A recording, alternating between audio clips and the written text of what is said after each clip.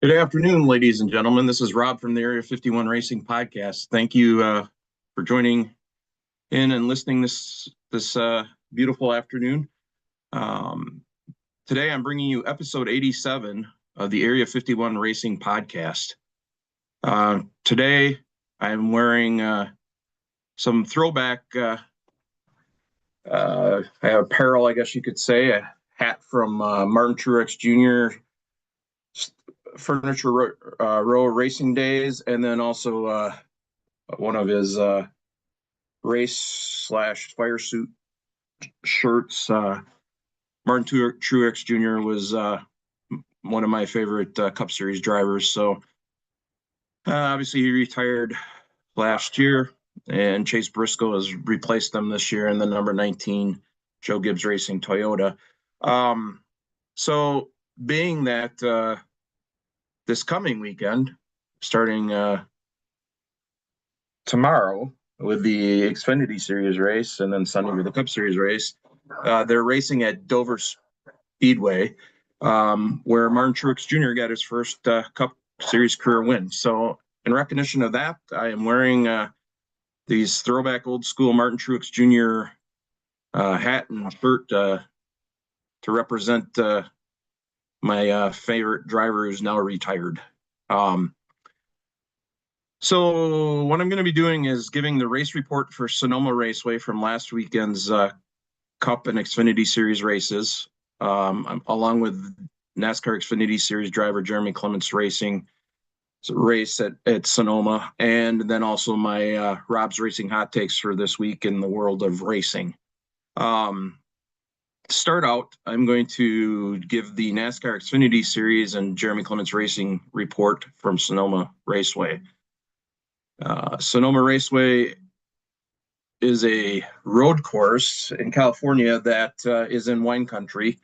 They repaved the track a year ago. Last year was the first time they raced on the repave, had a ton of grip. This year, because of the weathering, the heat, whatever, the track was greasier than last year with less grip, much like last weekend at the week before at the Chicago Street Race. Due to the asphalt weathering on the streets that the course was set up on, the cars in both the Cup and Xfinity Series during practice had issues with grip and staying on the track. Many cars went off course, several spun as a result of the lack of grip. So that was basically, in a nutshell, even during the race too, a lot of what led to a lot of incidents on track during practice and during the race in both series, causing wrecks or runoffs on the track. Jeremy Clements, during practice, he made 5 runs, a total of 16 laps. His car is loose. And his crew chief, Case Kallenbach, and team made several adjustments trying to get the balance better on the car. At the end of those practice, the car was a little bit better, but Jeremy was still not happy with it. It was still loose. Qualifying pole winner for the Xfinity Series was Shane Van Gisbergen, driver of the number 9 Junior Motorsports Chevy. Van Gisbergen was the pole winner at the Chicago Street Race the week before, and also was the Xfinity Series race winner, I should say, for the Xfinity Series. Jeremy Clements ended up qualifying P30. He ran 2 laps. His car, he said, was looser, and he can't keep the rear end under him. His crew chief, again, Case Kallenbach, said they would make more adjustments to the car to try to get his car better during the race, and then they'd go from there. Stage 1 of the race on Saturday, Jeremy ended up having to start at the rear of the field for an unapproved adjustment due to having to replace the power switch in his race car. Jeremy battled a extremely loose car during the whole race. The back end was loose going in the corners. His crew chief, Case Kallenbach, told Jeremy that he was running 20th position lap times, even with an ill-handling loose car. Case told Jeremy to manage his car and they would make big adjustments at the end of the stage. Jeremy finished stage 1, P22. Stage 2, Jeremy continued to battle an ill-handling loose car. Crew Chief Case Kallenbach said that he was going to make some completely different, unorthodox adjustments the next pit stop that they would have. If it will help, he didn't know if it would help the handling of his car or not, but they were going to try. Jeremy told Case that he hates this car and that they need to retire it and strip it completely down and put everything on this car onto the car that is getting rebuilt. Jeremy was extremely agitated. That was the clean version of what he said over the scanner to Case. But it sounds like this chassis that this car that they ran at Sonoma is going to no longer be in the Jeremy Clements Racing fleet. At the end of the stage, they pitted and major adjustments were made to the car. After the pit stop, Crew Chief Case Kallenbach radioed Jeremy and told him that he needed to save on fuel because they did not get enough fuel into his car during the pit stop. Jeremy managed his car and fuel, continued to battle an ill-handling loose car, and ended up finishing stage 2, P21. Stage 3, they pitted, they worked on the looseness of the car. During this stage, Jeremy's car was a little better, and he was able to race with a couple other cars to form a pack. And as the pack, they were gaining on a pack of cars in front of them. And then on lap 61 of 79, Jeremy spun his car in turn 11 on his own due to the car being loose, I am assuming. And as a result, he dropped from running in P22 to running now in P25. He was able to get the car going again, so no caution was flown. Crew Chief Case Kallenbach radioed Jeremy and told him that the pack of cars that he was just racing in had just passed the pack in front of them that they were trying to catch. He said that if Jeremy had not spun, they would have been running in the top 20 or better. On the white flag lap, Jeremy radioed his crew chief Case Kallenbach saying that he is out of gas and was going to have to pit. Jeremy came down pit road to get a splash of gas. As Jeremy was told to go by Case Kallenbach, and he was exiting his pit, Jeremy's dad, Tony Clements, said on the radio that the fuel can was never engaged on the car, so no gas was put into the car. This was relayed to Jeremy. Jeremy limped his car around the track and finished the race P30 and 1 lap down. Unfortunately, a bad result again, but the team didn't quit. They kept digging. Jeremy didn't give up. He kept grinding and digging. Just more bad luck for Jeremy Clements Racing. Jeremy Clements is currently P20 in the driver's point standings. The Xfinity Series race overall was basically a battle between Shane Van Gisbergen, a NASCAR Cup Series regular who was driving the number 9 Junior Motorsports Chevy again this week, and driver Connor Zilisch, NASCAR Xfinity Series regular, the driver who drives the number 88 Junior Motorsports Chevy. Just like last week's race at the Chicago Street Race, Zilisch and Shane Van Gisbergen showed their dominant road course racing skills by battling each other back and forth for the lead. This time, Connor Zilisch was able to best Shane Van Gisbergen and got the win in the race. One thing that was funny, interesting, I guess you could say, on lap 29 of the race, while Shane Van Gisbergen and Connor Zilisch were racing side by side, Van Gisbergen stuck his hand out the window and gave Zilisch a thumbs up. to let them know, hey, we're basically having fun racing each other clean and going at it with each other. To give you an idea how dominant Zilich and Shane Van Gisbergen were, they finished the race over 9 seconds ahead of William Swalich, who finished P3. Swalich is the driver of the number 18 Joe Gibbs Racing Toyota. That just blows my mind. And Zilich kept Van Gisbergen. I think he beat him by 2.5, 3 seconds or something like that, or maybe it was less than that. But he beat him by a decent amount. It was fun to watch them race each other. It was a decent race, like last week, but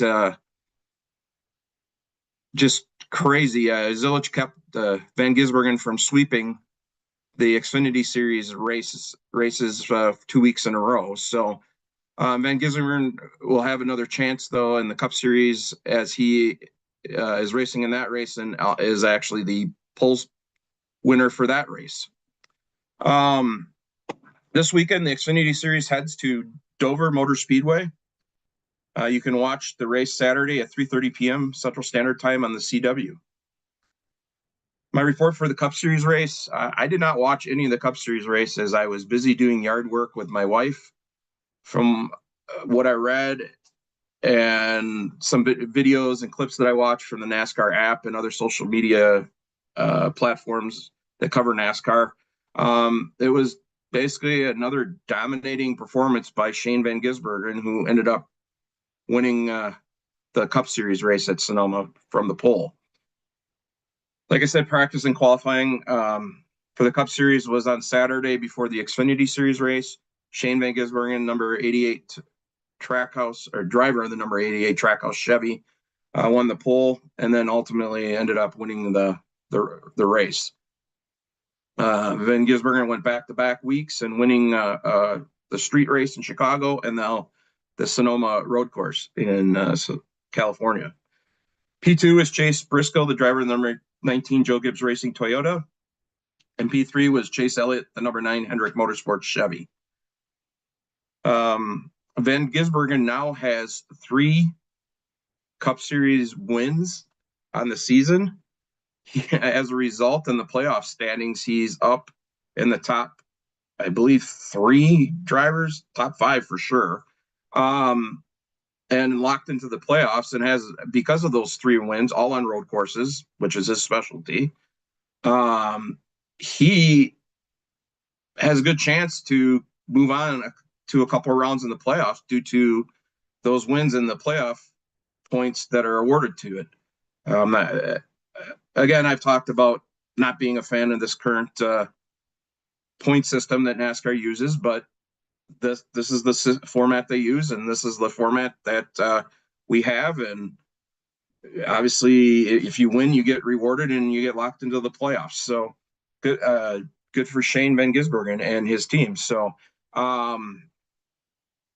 if Shane Van Gisbergen is able to get down short track racing in the intermediates and super speedways and is able to, win one of those or finish in the top 5 or 10 consistently, he's going to be a force to reckon with in NASCAR, the Cup Series. He is lights out on road courses. I watched an interview with NASCAR Cup Series driver Michael McDowell, driver of number 71 Spire Motorsports Chevy, and who is an established road course racer. And he just basically was asked, I think it was on the Dale Jr. download, or it was either Dale Jr. download or Corey LaJoie's Stacking Pennies podcast. It was one of those social media platforms. He was asked, how do you beat Shane Van Gisbergen? And basically McDowell said, get better. That's it. He just said that he is just that much better skill wise and how he drives and handles his race car, no matter how loose, tight it is, he's still able to get the most out of his car because he's used to that type of racing from the supercar series overseas that he raced in for years and was a champion of. So, but it'll be interesting to see that was one of the things that some of the podcast, NASCAR podcast, like I said, mentioned a couple of them were talking about this week about Shane Van Gisbergen and road courses. The next Cup Series race is at Dover Motor Speedway this Sunday, July 20th at 1 p.m. Central Standard Time on TNT.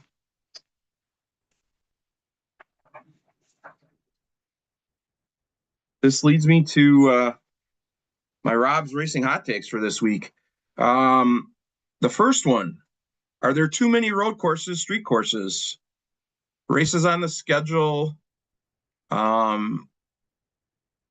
that could be removed? And what tracks could replace these road courses if there's too many?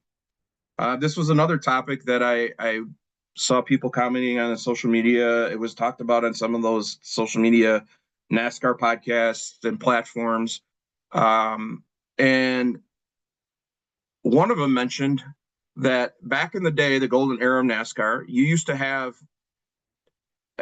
2-3 road courses, basically Sears Point, which is now Sonoma Raceway, Watkins Glen, and then Riverside International Motor Raceway in California. NASCAR no longer races at Riverside International Motor Raceway. The last race there for NASCAR was in 1987. Obviously, they still race at Sonoma, which they did this last weekend, and they race at Watkins Glen in New York, which is coming up this year. But they've also added COTA, or the Circuits of America, down in Texas, which was a track built for F1 racing to come to America. This year on the schedule was the Autodromo Hermanos Rodriguez road course down in Mexico City, Mexico. NASCAR wants to spread its global footprint, and that they did that this year, where they returned back to Mexico City to race at the road course. It was a great race. Cool facility. Racing was decent. You had the Chicago Street Race, which was the last year of the contract for Chicago. You had Sonoma in California this past weekend, and then you have Watkins Glen coming up, and then you have the Charlotte Roval also coming up this year. So that is 6 road courses / street races this season, out of what is it, the 36 Cup Series races, I think it is, or something like that, 38, whatever it may be. That is twice as many as they used to have back in the golden age of NASCAR. So there's a rumor that next year San Diego is going to get the street course race for NASCAR, Cup Series for sure, and I'm assuming the Xfinity Series as well. So that will, my understanding, replace potentially the race in Mexico City from this year. The Chicago Street Race is rumored to be going to be replaced by going back to Chicagoland Speedway, which is a 1.5 mile racetrack. I've actually been to that track to see a truck race back in 2017. I had to look up on the wall because I actually have the ticket stubs and stuff, as Wisconsin's very own Johnny Sauter actually won the race that year. And I believe that's the same year he won the Truck Series championship, if I'm not wrong. But either way, it's a nice facility, nice racetrack. One of the tracks that they were saying was going to be turned into industrial property, storage units, whatever. And apparently there's even, I saw actual plans that are blueprints of like the property that of the track that was going to be, redeveloped. And I don't know what happened within the last year and a half, but things have changed, which is cool. So that would at least take one of the road courses or street courses off the schedule. So that would bring it down to 5. I like road course racing. I think it shows the skills needed other than just turning left all the time. It shows true driver skill and stuff, racing wise, mentality, endurance, that type of thing. But I agree, 6 road courses or slash street races are too many in my opinion. I think by getting rid of the Chicago street race, and going to Chicagoland, having the San Diego street race, you could obviously not get rid of Watkins Glen. That's a beautiful facility and amazing racing there. The one for sure, and I know a lot of drivers I've heard say they want to get rid of it, is the Charlotte Roval. Go back to the oval. The racing on the oval is way better. So I would axe the Charlotte Roval. So we're down to 4 now. And, some teams have said, or I should say some drivers have said to get rid of COTA. This year they changed the COTA circuit layout or the track layout to make it shorter compared to what they have run in the past. The racing is decent, but maybe it's time to take a year off from COTA and add another race track. For example, Kentucky Speedway, 1.5-mile track, great. It was great racing there before. Obviously hasn't been used in a while. You have the facility, why not use it? Also, make North Wilkesboro a points paying race for all 3 series. By far this year for the Cup Series, the Cup Series race at North Wilkesboro was the best short track race and maybe the best race for the Cup Series this year. And Christopher Bell, when he won the race, the All-Star race, he said that exact same thing, that was the best race in his opinion of this year. Rockingham, they brought back the Xfinity Series to Rockingham. Awesome facility. One of my favorite tracks back in the day when I was growing up watching NASCAR. I love that track, mainly because Mark Martin dominated so much on that track, and he's one of my favorite drivers of all time. But that's another. It was really good racing there. I think they should bring Rockingham back. But obviously you got to give and take on the schedule. You got to, if you're going to give up road courses to add these other races, you're going to, like I said, you're going to have to give up some of these road races. So in my opinion, one other track that I would love to see come back on the schedule, and it's because I'm a homer. It's here in my home state of Wisconsin. And I know a lot of NASCAR drivers love this track and this facility. It's Road America. Bobby and Dave give me a lot of shit about talking about Road America, and some of the listeners do too, because I talk about it all the time. But I'm so passionate about it because not only is it in my home state of Wisconsin and only about an hour and a half or so north of here where I live, but it's just an amazing facility to watch a race at. It's basically a big ass state park with a racetrack in the middle of it, and it's just a really cool environment. Fast track. You can go to multiple spots to watch, the racing.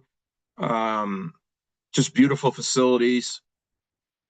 I don't know. I'd like to see NASCAR come back to Road America in place of one of these other races, road course races.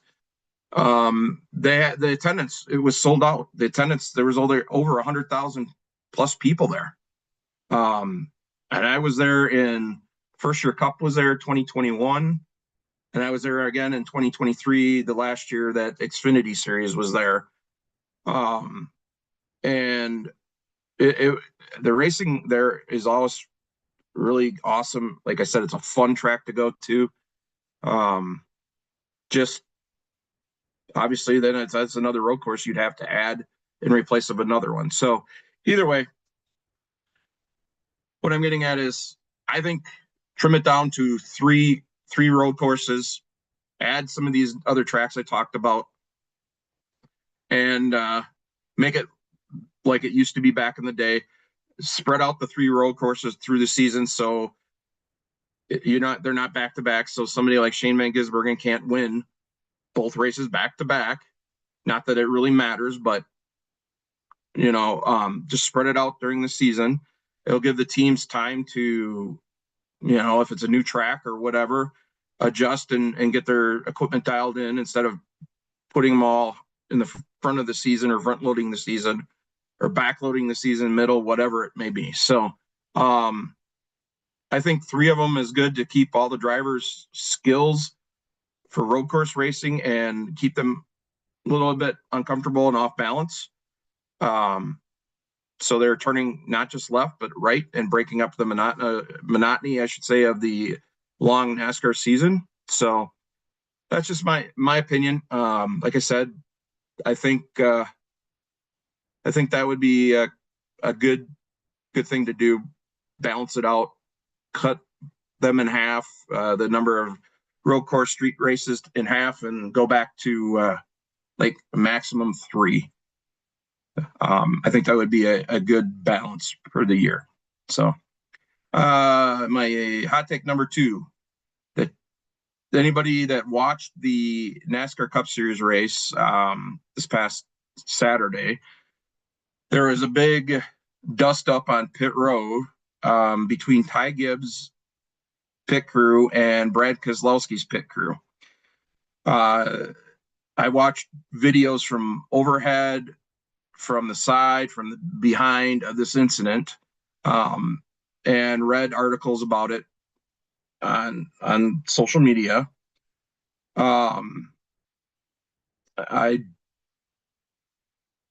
did also get some feedback from pit crew member in NASCAR, an opinion on it. And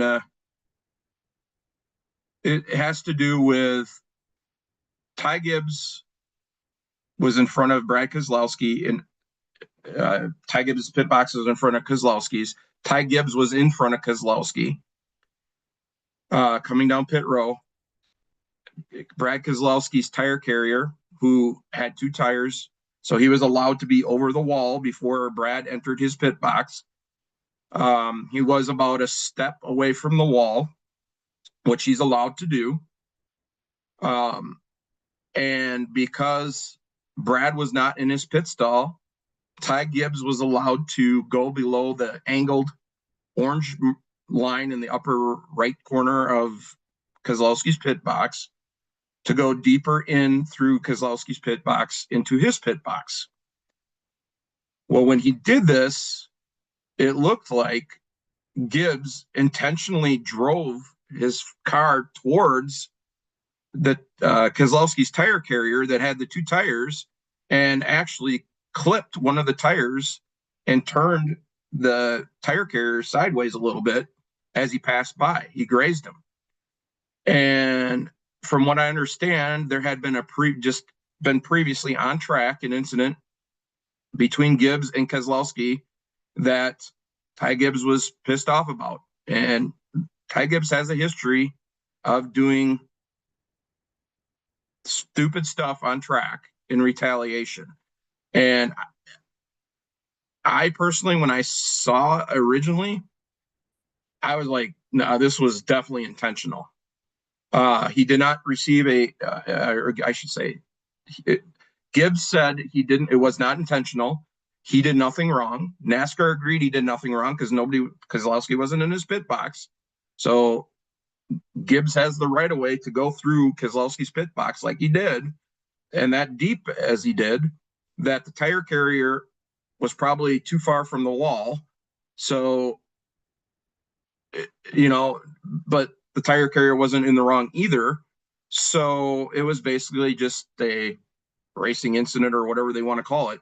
But as a result of it, when the pits stops were done, the tire carrier went over to Gibbs's pit box and got into it, a physical pushing match with another crew member or crew members, I should say, on Gibbs's pit crew. So, NASCAR has to somehow, in my opinion, protect the pit crew members. Obviously, these cars have a speed limit that their maximum speed limit is what, 45, 55. I guess it depends on what track they're at on pit road. And they're coming in through that pit box, and they obviously can see that there's a crew member there. Gibbs obviously had to see that guy. Why would you drive your car that deep in to a pit box, knowing that gentleman's standing there, that crew member, if you weren't doing it intentionally? He's the one that's controlling the car, and he's the one that's deciding where his car goes by steering it. So, in my opinion, that shows his intent, what his intent was. But obviously, that's just my opinion. I don't know what Ty Gibbs was thinking or what his intentions were. But that's my interpretation of what I saw in the video. And obviously, that's the interpretation that some other people in the sport have had too. Others in the sport have said no. Maybe the tire carrier was too far out, and Ty Gibbs had the right away to do what he did, and it was the tire carrier's fault, or it was neither's fault. It was just an racing incident per se. So I don't know if NASCAR needs to look at this and say, hey, tire carrier, make sure your foot is touching the wall, so it gives the car coming in more room. Obviously, they want to get a head start as fast as they can to get to that opposite side of the car, or the right side of the car, I should say, on their pit stop. And unless they're on a road course, and then it would be the opposite of that. It would be the left side of the car for the tire changing first. But either way, I think NASCAR should look at it. I don't know if something needs to be done. Like I said, that's just my opinion. I asked an opinion of a pit crew member that in NASCAR, what they thought. They, in my understanding, based on their responses, that they agreed with me. And I don't know. So that's my second hot take, and my last one is a big one.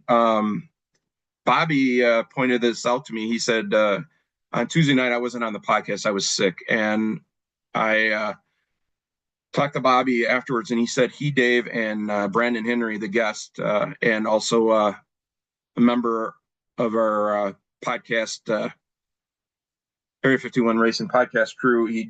He's our IT guy, video guy, tech guy. He's pretty much everything to do with computers and video for us. He's the one that does the awesome intro and outro videos for us that I don't know how to play when I do my podcast or am doing the podcast when Bobby's not around. But either way, Bobby said that they were talking about, it was brought up that NASCAR Xfinity Series, Xfinity is no longer going to be the corporate main premier sponsor for the series next year in 2026.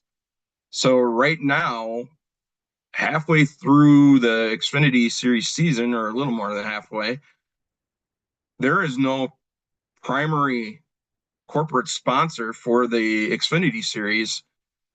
next year. And I think that's a concern. I mean, NASCAR has hired Clutch Motorsport, or I'm sorry, Clutch Sports Group to locate a corporate title sponsor, and the cost to that title sponsor to be the premier headline sponsor for the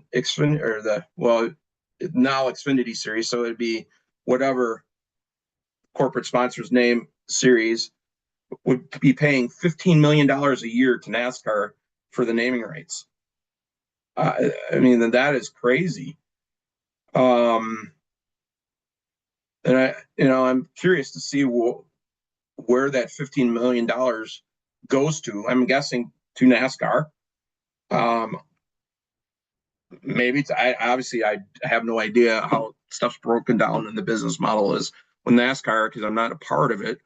But I wonder if the teams get any portion of that money every year as part of their end of the year points fund or what. But either way, it's $15 million a year. That's a lot of money. Xfinity is not leaving the sport. They're just apparently going to broaden their partnership with NASCAR across all the series and maybe sponsor a race or something along those lines. But they're not leaving the sport altogether. They're just not going to be the title partner for the second tier racing series next year. So I would love to see Busch come back and make it the Busch series again. And when I was doing some research on this to see if there was any rumors, actually, one of the rumors is that possibly Busch Light may be interested and may be the one that becomes the corporate sponsor for the second tier racing series, replacing the Xfinity name next year in the sport. And I think that would be great. Bring back a little nostalgia when it was back in the Busch series, back in the 70s and 80s, I believe it was.